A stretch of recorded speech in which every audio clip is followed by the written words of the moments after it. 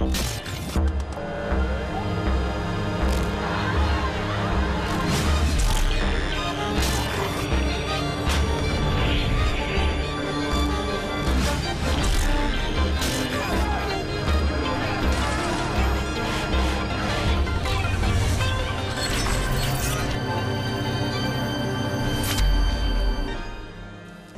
far, Venezuela has paid back $60 billion in debt and still refuses to take loans from the IMF, of course. How did all this debt accumulate in the first place, and how does it factor into the economic crisis?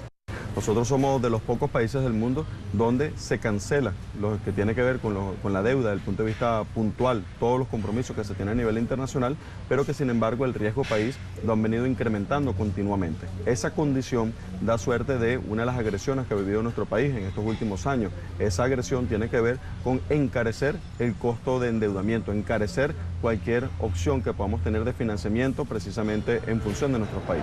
Nosotros hemos tenido un decrecimiento de cerca de un 87% del total del ingreso por materia petrolera, es decir, se ha reducido lo que corresponde a los ingresos de la República. Hemos, sin embargo, incrementado la inversión social de nuestro país. Esos son claves que probablemente a nivel internacional, sobre todo lo que tiene que ver con el neoliberalismo, no entienda, que nosotros incrementemos inversión social cuando se reducen precisamente los ingresos. Ya hemos cumplido todos los compromisos internacionales. Eso da cuenta de la fortaleza del modelo revolucionario, de la fortaleza de la revolución. Americans think that Venezuela has a 100% socialist economy, but in fact it's divided into three sectors. You have communal, state, private. How do these interact with each other and what are they responsible for? Contrario a lo que se pueda pensar internacionalmente, el mayor porcentaje desde el punto de vista de empresas que existen en Venezuela son empresas privadas, contrario a lo que puedan existir algunos consideran a nivel internacional. Lo que ocurre es que la presencia del Estado en algunas cosas que tienen que ver con la soberanía, lo que tiene que ver con las cadenas básicas desde el punto de vista de la producción, tiene un peso el Estado. Por ejemplo, en el caso petrolero, tiene un peso la participación mayoritaria del Estado venezolano en el sector petrolero, pero dentro del petróleo hay empresas mixtas. Para nosotros la economía depende de la organización de la accesibilidad cultural a los productos, la accesibilidad económica a los productos y la accesibilidad espacial a los productos. Esas tres accesibilidades forman parte del concepto de democracia desde el punto de vista de su configuración. Nosotros tenemos muchos países en el contexto de nuestro hemisferio que muchas veces tienen distribuciones absolutamente desiguales desde el punto de vista del ingreso. Aparentemente son economías supuestamente sanas, pero vemos a la población profundamente empobrecida. Vemos población que no tiene capacidad de acceso a lo que son los bienes de producción. Venezuela ha duplicado desde el año 1998 hasta el año 2012, duplicó los valores de consumo familiar de la población. Y adicionalmente hemos mantenido la constante de que cada vez que haga falta hacer incrementos salariales, es decir, la capacidad adquisitiva de la población, que se ponga por debajo del punto de vista de la canasta alimentaria, se hacen los ajustes precisamente para poder garantizar. Nuestra Constitución bolivariana establece en un artículo, el artículo 299, que el Estado conjuntamente con la empresa privada, es decir, que se establece el esquema que tenemos concebido. Nosotros tenemos clara la ruta hacia la construcción del socialismo. Lo que no somos es dogmáticos. Nosotros no partimos de dogmas para la construcción del socialismo. Tenemos una visión de desatar todos los factores productivos y en el desatar los factores productivos, cada quien tiene un rol que jugar. Lo que no admitimos en la Constitución es la presencia de monopolios, lo que no admitimos dentro de la Constitución es que alguien domine y que pretenda precisamente arrodillar a nuestro país. If you're looking at U.S. publications, financial publications like the Wall Street Journal, Fortune magazine, they claim that the root of Venezuela's economic problem is government corruption, mismanagement of funds, especially when it comes to social welfare spending and programs. According to the Venezuelan government, what is the roots of its economic crisis? Nosotros creemos profundamente en que el ingreso de la República debe distribuirse de mejor manera, debe distribuirse socialmente y que no debe estar concentrado en pequeños grupos. Nosotros venimos de un patrón donde la inversión social, el total de recursos invertidos socialmente en función del total del ingreso que ha tenido la República, ha pasado de un 39% a un 74%. Eso es un dato real, es un dato inobjetable. Eso es lo que explica por qué buena parte de nuestra población, por ejemplo, de la población económicamente activa, antes de la revolución habían 900.000 personas que tenían educación técnica superior y formación universitaria. Hoy son más de 4 millones de personas, es decir que se multiplicó casi por 4 veces el número de personas con formación universitaria. El número de estudiantes desde el punto de vista de la educación en Venezuela estaban cerca de 500.000, están hoy en 2.820.000 personas, es decir, otra vez se multiplica el valor. El número de personas con pensión probablemente en muchos de los indicadores liberales de nuestra América, dicen, eso es una persona anciana, es un viejito, bueno, me cuesta mucho el programa, no importa, quítalo, eso es un ser humano. Por eso nosotros hemos incrementado el número de pensiones a más de 3.200.000, pasando de 370.000 pensiones que teníamos a 3.280.000. El total de población que tenía edad de pensión, nosotros invitamos a cualquier país a que compare esos indicadores. Buena parte de esos indicadores lo hemos hecho en medio de la guerra económica. Son nuestras victorias de la guerra económica, que hemos construido en medio de la guerra esos valores de protección social de la población. Venimos en pensiones de 19.6% de población en edad de pensión pensionada a un valor de 90% de la población en edad de pensión pensionada. Es decir, que ahí van los valores dedicados a lo que corresponde específicamente a la inversión desde el punto de vista social. A los pretextos, a las matrices, que si corrupción, que si desviación de recursos, etcétera, el presidente de la República permanentemente ha venido estimulando en las leyes habilitantes mecanismos de castigo y de resolución de cualquier tema vinculado a los parámetros de corrupción. Y cuando tú contrastas con dónde está esa inversión, bueno, el número de infraestructura desde el punto de vista de planteles educativos multiplicada enormemente desde el punto de vista de los planteles que tenemos. Tenemos actualmente más de 4 millones de niños con programa de alimentación escolar en sus escuelas, es decir, que comen en sus escuelas la ingesta desde el punto de vista calórico. Venimos de 47% de tasa de escolaridad a cerca de un 90% de tasa de escolaridad en medio de la guerra económica que estamos hoy. Sí. Y todo eso que muestran a nivel internacional, hoy un niño se sienta a almorzar y come un plato de comida en su escuela que lo provee el Estado. Evidentemente, en algunos eso no tiene ninguna lógica, en algunos eso no existe. Preferirían decir, por ejemplo, que es una mala inversión otorgar y generar las bases económicas para que toda la población tenga vivienda. Por ejemplo, pues seguramente pensarían eso. Nosotros hemos llegado en más de 1.600.000 viviendas en estos 4 años. Es decir, que el crecimiento del punto de vista de la inversión que se efectúa, eso además es inversión en la economía. Esas viviendas no son regaladas, esas viviendas las personas las cancelan, pero no las cancelan en precio especulativo. Seguramente algunos países saben mucho de las burbujas inflacionarias, saben mucho de las burbujas financieras, etcétera, y seguramente les parece que eso es un mejor modelo. Para nosotros la vivienda no es una mercancía, la vivienda es una necesidad social y por eso la necesidad de satisfacer cada una de esas necesidades. Nosotros estamos construyendo una sostenibilidad del modelo económico. Es falsa la matriz de que es una regaladera desde el punto de vista de las cosas, lo que es una distribución justa desde el punto de vista de la población y el blindaje que genera nuestra economía. Nosotros lamentamos mucho que algunas fuentes de comunicación a nivel internacional eludan el debate de fondo que está planteado y eludan el debate estructural que está planteado en el caso de la economía. Nosotros invitamos a todos los inversionistas a participar en nuestro país, pero a participar en las condiciones de soberanía de un país. Esto no es una colonia, esto no es un sitio donde cualquiera puede venir y sacar los productos y atropellar un pueblo, pero en un contexto de leyes, de aspectos claros, están invitados a participar, pero no bajo un esquema de dominación. President Maduro just extended a national state of emergency for the economy. What is this intended to do and how will it help alleviate the crisis? Esa forma de agresión, en el caso de Venezuela, ha contado con, una agresión a la moneda. Nosotros somos víctimas de una agresión al bolívar, que es la moneda nacional. Esa agresión a la moneda se ha evidenciado en unas páginas tasadas en el exterior, donde ficticiamente, sin ninguna racionalidad económica, sin ningún modelo econométrico que la soporte, determinan un valor político del bolívar. Y con ese valor político del bolívar pretenden generar la estructura de costos de lo que ocurre hoy en Venezuela. Tú puedes tener un producto que se genera en Venezuela que no tiene ningún componente importado, pero que lo fijan por esa tasa que definen en Miami, que en Miami definen cuál es la tasa que va a tener precisamente el bolívar. A medida que tienen una coyuntura económica y deciden acelerar cualquier proceso, disparan el bolívar entre Miami y Cúcuta. Son dos componentes desde el punto de vista geopolítico que tienen una lectura clara de su participación en la agresión económica contra Venezuela. El 70% de la inflación de Venezuela está correlacionada con la tasación del dólar que efectúan en Miami y que efectúan en Cúcuta. Posteriormente, la extracción del papel moneda de nuestro país. Es decir, buscar sacar los bolívares de Venezuela, sacarlos por la frontera y con eso generar una sequía desde el punto de vista del poder de pago del venezolano. Esos son elementos concretos. Entonces, fíjate, afectación de la moneda, contrabando de extracción, El contrabando de extracción estamos hablando que supera en algunos casos hasta el 40% de los productos del país son sacados por contrabando de extracción. Es una lectura clara del punto de vista de la agresión de un país. Nosotros hemos importado 300.000 toneladas de arroz y 300.000 toneladas de arroz salen por la frontera hacia Colombia. Ante ese esquema, que lo que buscaba era quebrar el país, o sea, esa era la intencionalidad de fondo, quebrar a la República, quebrar el país, el gobierno tomó una medida de emergencia ante esa intencionalidad de quebrar el país. Eso permite que nos pongamos en contacto directo con los actores productivos.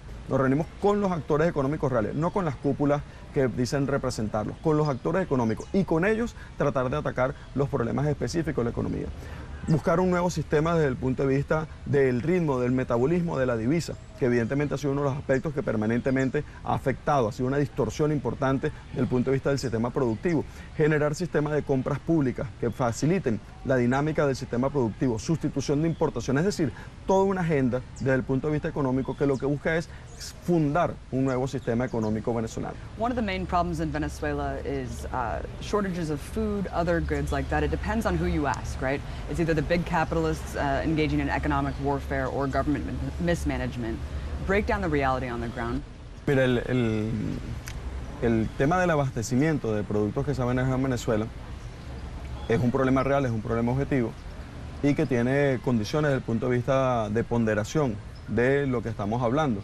Uno lo dice así y pareciera que en Venezuela no hay ningún producto desde el punto de vista de consumo. Nosotros invitamos a toda la prensa internacional que pueda venir y que vea con sus propios ojos lo que hay, que pase por un mercado popular, que pase por centro de abastecimiento y vea, bueno, los productos que hay, aquellos que escasean, aquellos que tienen presencia desde el punto de vista del mercado.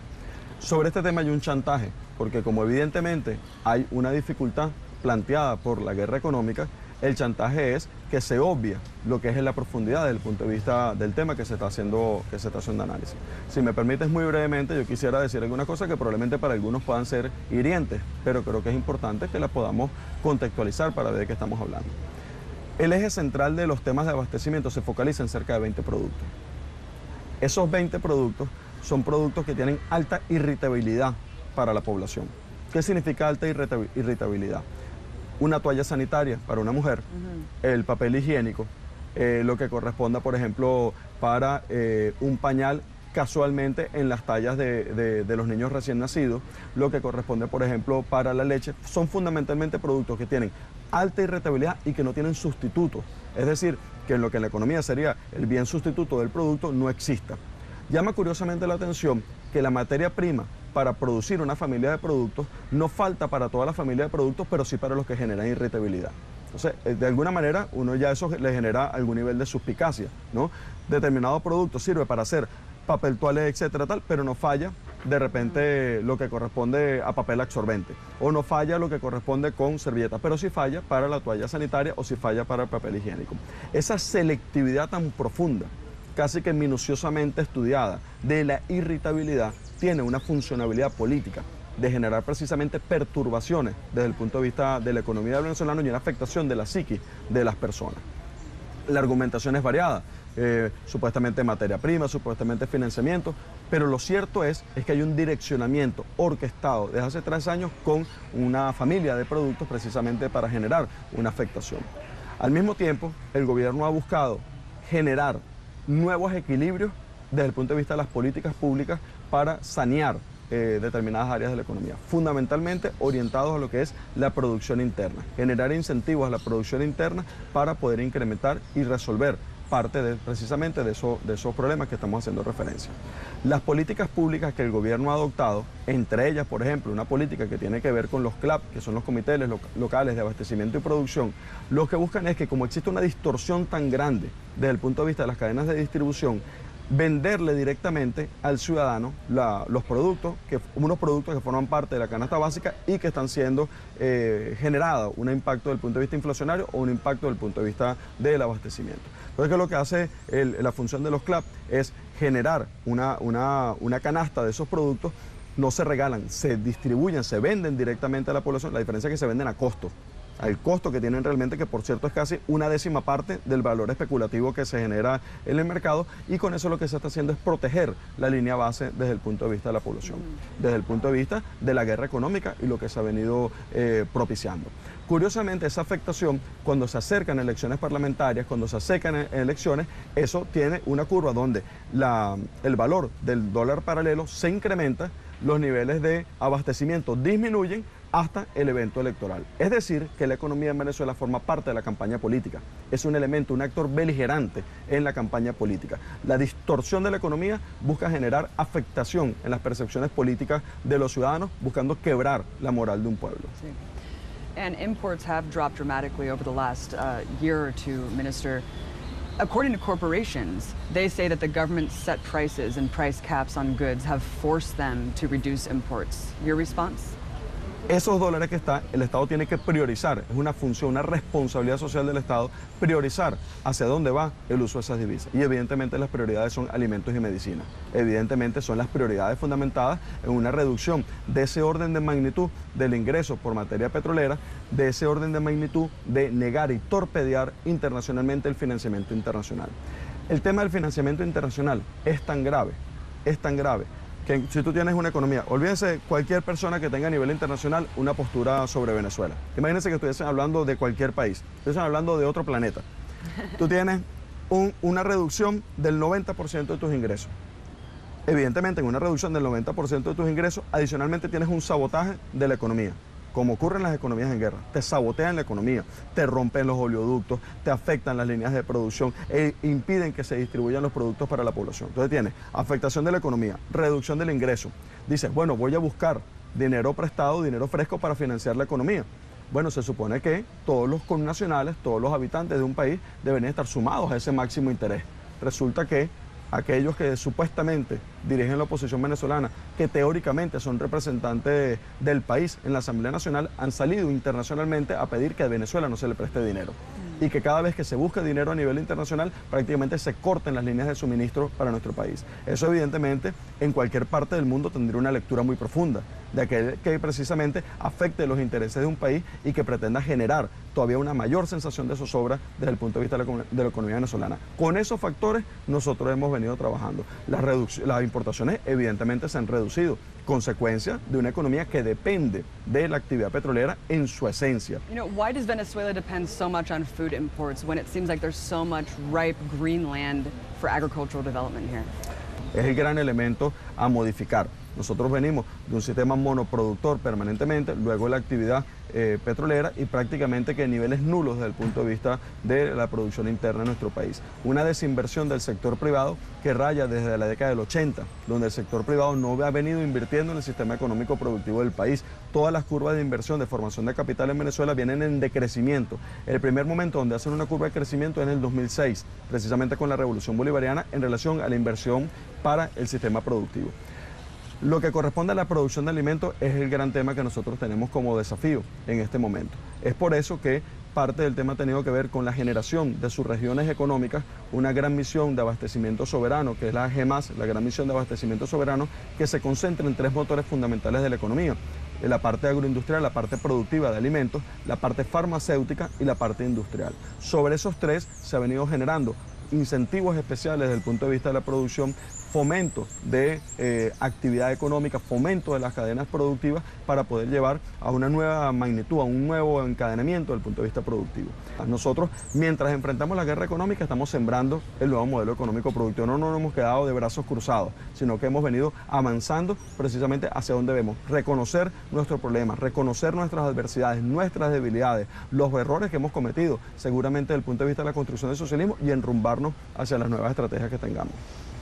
And then there's cases of big importers hoarding food and goods, right? Where there's warehouses found with just full of goods. Una de las intencionalidades que ha existido a nivel internacional con todo este tema de abastecimiento, de productos, de importaciones, tienen, si me permite, unos vectores como muy claros desde el punto de vista de ataque.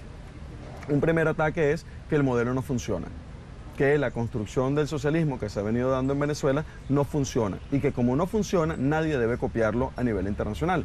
Eso es lógico de quien defienda y ostente un modelo. Si el modelo funciona, todos lo van a querer copiar. Entonces lo que hay que hacer es decir que ese modelo no funciona y desacreditarlo, decir que no funciona. Como nosotros, yo no quiero meterme en los temas de otros países, pero cómo nosotros atacamos el tema de la vivienda y cómo otros países han respondido al tema de las viviendas cuando han tenido problemas de deudas hipotecarias o crisis hipotecarias. ¿Qué hicieron con la gente? ¿Auxiliaron a los bancos o auxiliaron a la gente? ¿Cómo resolvieron con las personas? ¿Salieron a vivir en los carros o están hoy viviendo en inmuebles, en apartamentos? Cada quien tiene su modelo y lo defiende y lo genera. Nosotros como país lo que humildemente pedimos es que se respete la soberanía, que cada quien resuelva el modelo que se tiene. Pero con los problemas que tenemos los solucionamos entre los venezolanos y parte enorme de los vectores son de quienes nos atacan. Entonces un tema tiene que ver con la agresión, con pretender decir que el modelo sencillamente no funciona y que como no funciona no tiene ningún sentido que nadie nos emule o que alguien siga. El otro vértice de acción tiene que ver con el imaginario de que en Venezuela están completamente descontrolado todo y que hay una enorme crisis humanitaria y que como hay una crisis humanitaria tienen que venir unos cándidos señores de ejércitos imperiales a dominar y a sofocar precisamente cualquier problema que exista en Venezuela. Ellos seguramente van a venir a ayudarnos como han ayudado a otros países invadiéndonos. Entonces, ahí hay una intencionalidad de fondo que es pintar, simular, generar sobre temas que tienen una base objetiva, generar una magnificación y un desorden de tal punto que justifique un proceso de intervención. Cuando iniciaron con las guarimbas en el año 2013, 2014, lo que buscaban era generar un estado de caos en las calles, donde supuestamente no teníamos control de la seguridad pública. Cuando posteriormente han generado las distorsiones de la economía, es que supuestamente hay una crisis humanitaria en Venezuela, y que como hay una crisis humanitaria en Venezuela, hay que venir y sofocar e imponerse sobre la realidad venezolana. Entonces hay dos lecturas claras desde el punto de vista del vector de guerra. El modelo económico no funciona, entonces como no funciona, nadie lo debe copiar y eso es lo que más les atemoriza. Les atemoriza decir que nosotros en esta coyuntura hemos pagado la deuda. ¿Cuánto han apostado a nivel internacional de que no íbamos a pagar la deuda? ¿Cuánto han dicho a nivel internacional que íbamos a entrar en default? ¿Cuánto iban a decir a nivel internacional que estábamos quebrados en cualquier momento? Pero bastante dinero han hecho ellos precisamente contra los papeles de la deuda, cobrando puntualmente lo que nosotros agarramos y pagamos. Y el otro componente, simular y generar un esquema de crisis humanitaria. Nosotros tenemos dificultades en el tema de abastecimiento. No quiero que esto ofenda a nadie desde el punto de vista del reconocimiento de los problemas, pero hay una cuantificación de las áreas de impacto que tiene eso y son unas especies muy focalizadas. Basta ver a la población de nuestro país y si lo que ellos han dicho es así, ¿cómo es que tenemos 4 años generando precisamente una resistencia como la que hemos tenido? Minister, Venezuela depends almost entirely on oil production. In fact, over 95% of the economy is based on oil. In the last 15 years, it's just become further entrenched on oil instead of choosing to diversify the economy.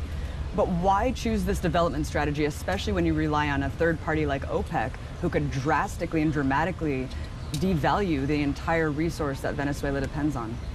Ahora bien, el gran tema de fondo, el gran tema que es la esencia del problema es la renta vinculada al tema petrolero. Esa es la esencia del conflicto que está planteado en nuestro país. Ahí, en la faja petrolífera del Orinoco, está la primera reserva de petróleo del mundo. Ese es el tema central del problema. Es ahí, no en otra parte del mundo. Anteriormente eran tan cómplices quienes gobernaban el país que no decían que eso era reserva de petróleo. Lo trataban de vender como orimulsión, lo trataban de vender al costo del carbón.